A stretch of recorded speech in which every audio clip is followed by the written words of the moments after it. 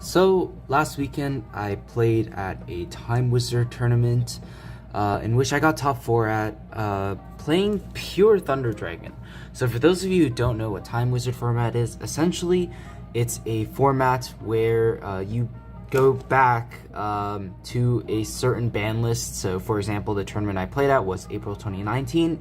Use the cardpool from that time, use the banlist from that time to make a deck, and you essentially just play a tournament like that. It's kind of like a throwback to certain formats.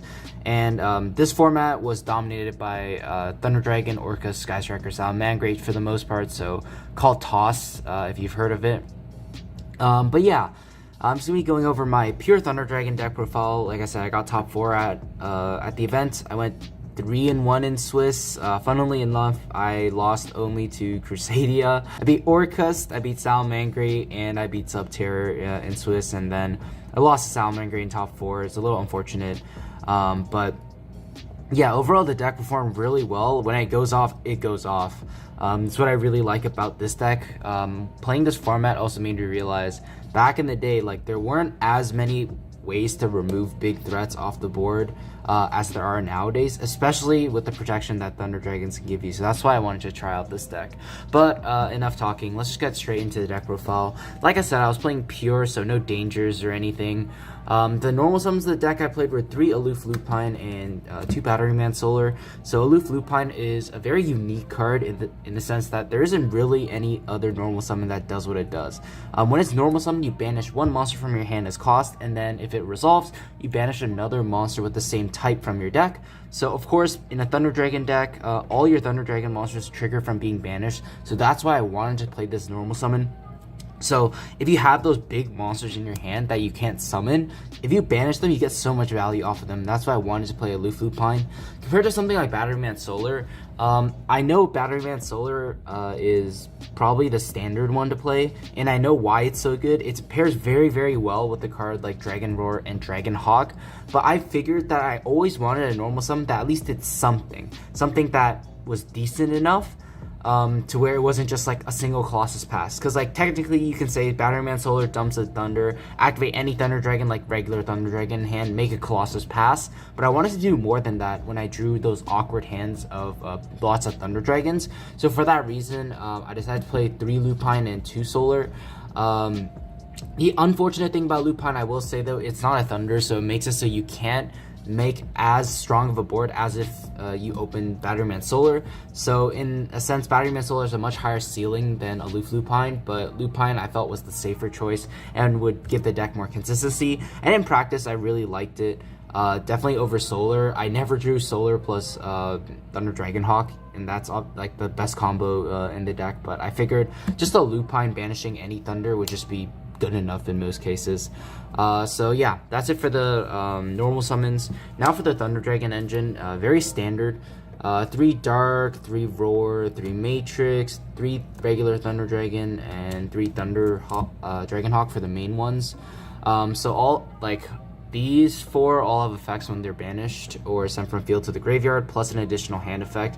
All of them are very, very good. You definitely have to max out on all of them. It helps your grind game a lot, and you always want to see a combination of them in your hands to be able to play. Normal tdrag is actually really good in this deck. There's so many times where I made a Titan, shuffled 2 of them back, and then just popped 2 cards by doing this after. Like, Titan is just an insane card in this format, and Thunder Dragon gives you a free Thunder in hand that you can activate without any conditions. So like something like Hawk, Matrix, or Dragon Roar all require like conditions to be met in order to use their hand effects. So Thunder Dragon was just a really good card. Not much to really say about that. Of course, I did draw hands that were a little unfortunate, with just like one game I drew 3 Dragon Roars. Somehow won that game, but like I drew 3 Dragon Roars that game, and it was just really, really bad.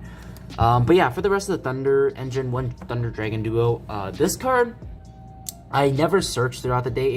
In theory, it's really, really good, because like you don't have to commit like one of your fusions to the board to apply a lot of pressure. It grabs you another Thunder when it kills something in battle. It turns into a Colossus right after, or level 8 for a rank 8. I did brick on it once today, so I don't know. I really do like this card. I want to play more of it, but like this deck already sort of struggles a bit with consistency. That was always kind of this deck's biggest flaw. So I find that one is definitely enough. It's so searchable. So if you ever need the one, you're always able to grab it. For the last Thunder card, I'm playing 2 Thunder Dragon Fusion. You only need 2. I never found myself needing 3 because 3 is just a bit clunky then.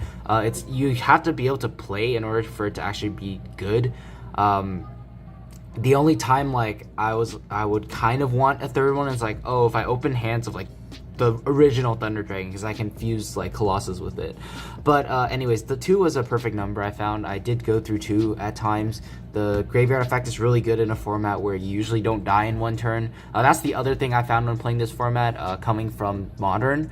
You actually don't, it's very hard to kill your opponent if they actually have like a semi-decent board. So Thunder Dragon Fusion always gives you that follow-up in the graveyard, which was really, really good. I found myself lacking follow-up except for this in the graveyard a lot of the times, but a single search for any Thunder Dragon monster like Thunder Dragon Hawk in the late game can have so much impact.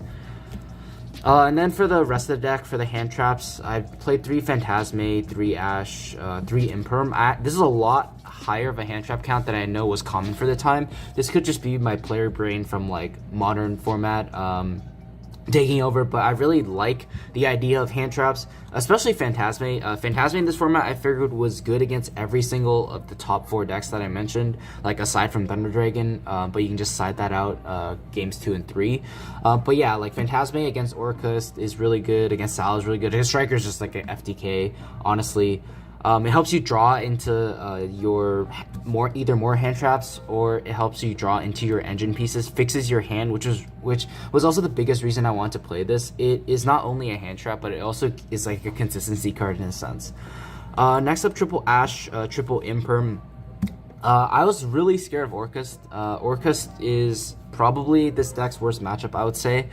Just because of Dingirsu and the lack of impact that something like Colossus has for the most part. So I've wanted Ash Blossom Imperm to be able to stop like their Mermaid or something. It's just really, really strong.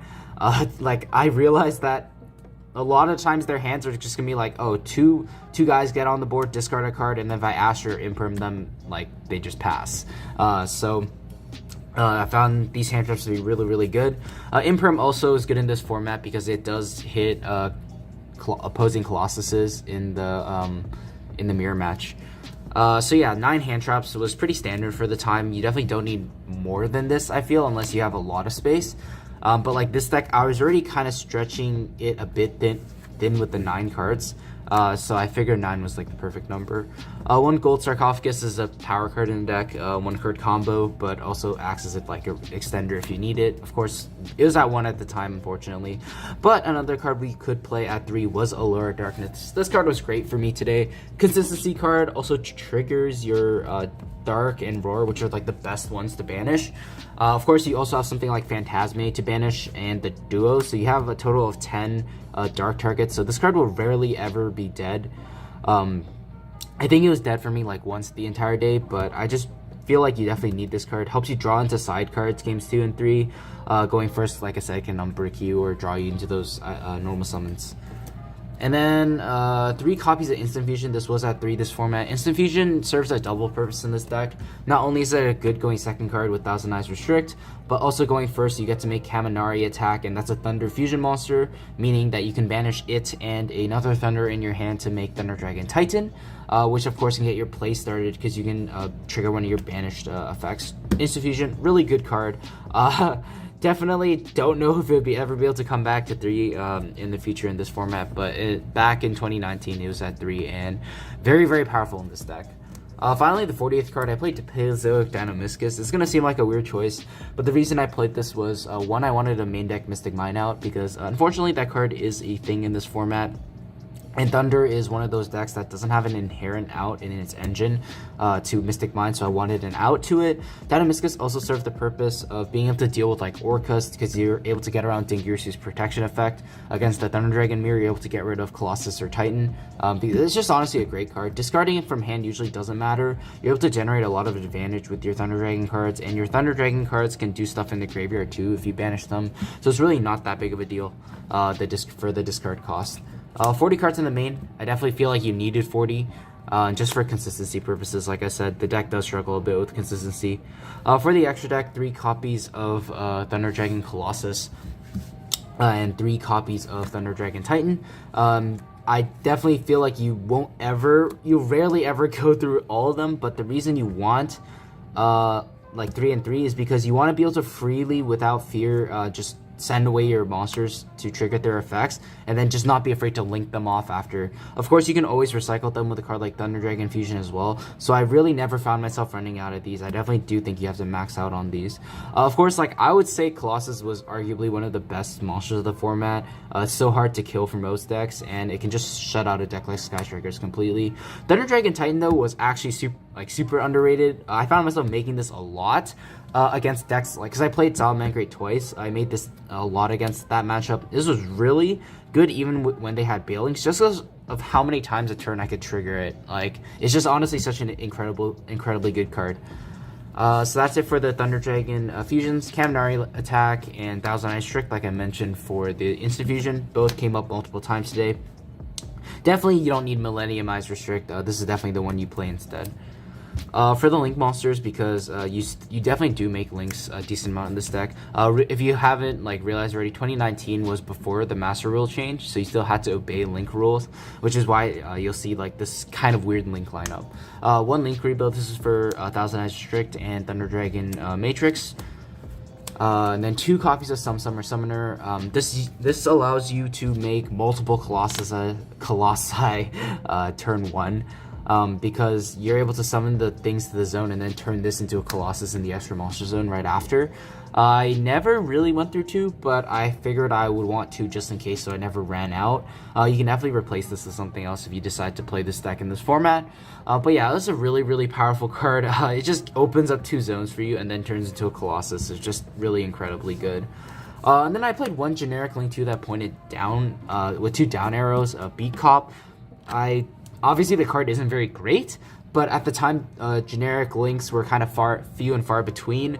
The next best choice would have been like Lanferincus, the light one that just points down with no effects. But I wanted this just because it actually had like a semi-relevant effect that might come up in a few games, and I figured the light monster in Grave wasn't super important because I am only playing the single duo anyways, so. You just needed a generic link that pointed down, and that wasn't a Summer Summoner, because you can't make this with Lupine, which was like one of the biggest downsides of Lupine I found. So you usually have to turn Lupine into this if you wanted generic down arrows. And then, of course, Nightmares were a thing. They were very good. 1 Phoenix, 1 Unicorn. You don't need Cerberus. Cerberus is just never really going to come up. It's pretty bad against most decks. It's not like Orcus where you can turn the Cerberus into a Mermaid afterwards.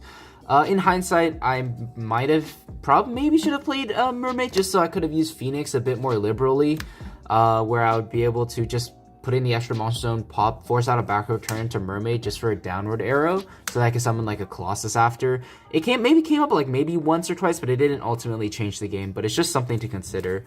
I would consider cutting the second copy of the Summer Summoner for that. But yeah, Nightmares, like I said, very powerful. And finally, the last card I played was Dingirsu. Of course, you do have level 8s in Colossus, and it's pretty easy to make in this deck. You have Dragon Duo as well. Dingirsu, it's out to a lot of things. I also realized in my match against the Crusadia guy, it's very difficult to out Mech Knight Crusadia Avermax with this deck. You can't really do anything to it, especially when they have something like Crusadia Power to make it unaffected. It's just super hard to out. So I just wanted Dingirsu also as an alternate out to cards like that. Of course, it outs Colossus, but also plays a dual purpose in this deck because I do play Mind Control in the side deck, which I'll talk a little bit more about later. And of course, if you Mind Control an Orcus Link, you can just slap this on top. So yeah, that's it for the extra deck. I would say it's pretty standard for the most part. Dingirsu, people sometimes played Sanifon the Sky Prison, but I thought Dingirsu would just be better in every situation. For the side deck, I played 3 Pankratops. This was at 3 at the time. This was for back row decks, because this deck doesn't have a super great matchup against those for the most part. In my double matches against Subterror, I never saw this, but it would have been really good to see. I am playing 2 Mind Control. It should have been 3. I just couldn't find a third one for the tournament. But yeah, Mind Control, this card is honestly insane. I would side this in pretty much every time I was going second. Against something like the Mirror, it's really good. You get to out a Colossus for free. Against Orcus, like I said, you steal a Link, put Dingirsu on top, and that forces out one of their interactions. Against Salad, you take away their Link monster, turns off their traps. Against Striker, like, you already have an easy enough matchup against Strikers for the most part. Like, you don't even need, like, really need this, but this is just the cherry on top. You just take their Link, and their rage just never triggers. So Mind Control is super, super good when going second. Even if for some reason, like, you don't make, like, the best links like Orcus, so, like, this is really good in Orcus because, like, you can just turn it into your combo after. But, like, even if you're turning it into something like Beat Cop or Nightmare Phoenix, the fact that you out one of your opponent's monsters too is really good. So yeah, I really like the Mind Control. I would have played 3 if I had it.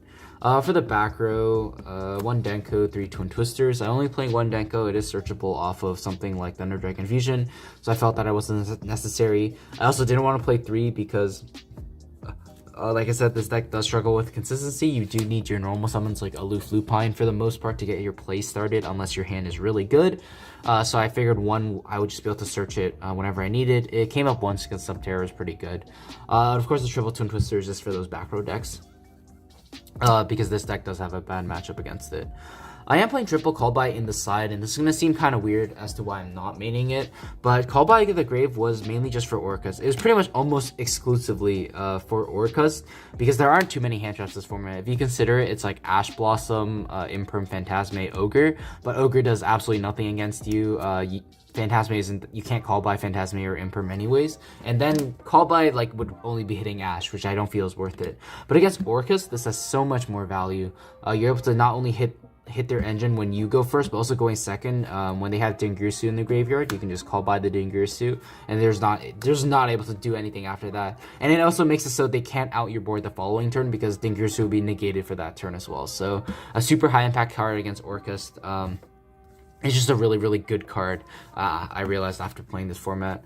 For the going first stuff, I am playing 1 Order, 1 Dimensional Fisher, and I had a Macrocosmos for the tournament that I was borrowing, but I don't have it.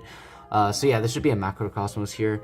I figured Dimensional Fisher, Macrocosmos would be really good because these are cards that like exclusively Thunder Dragons can play, and it's very good against everything, like I guess except the Mirror. So like against Orcus, you're banishing all their monsters, they're not gonna be able to play. Against Salamangreat, same idea. Against Sky Strikers, you can side Order plus the Macrocosmos, and then they won't ever get spells online, and then that matchup just becomes even more free than it is for this deck.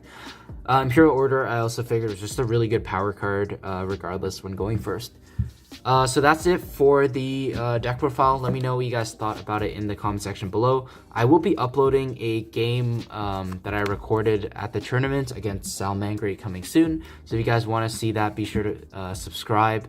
If you guys want to have a better idea of how this format works, I definitely recommend you do check it out.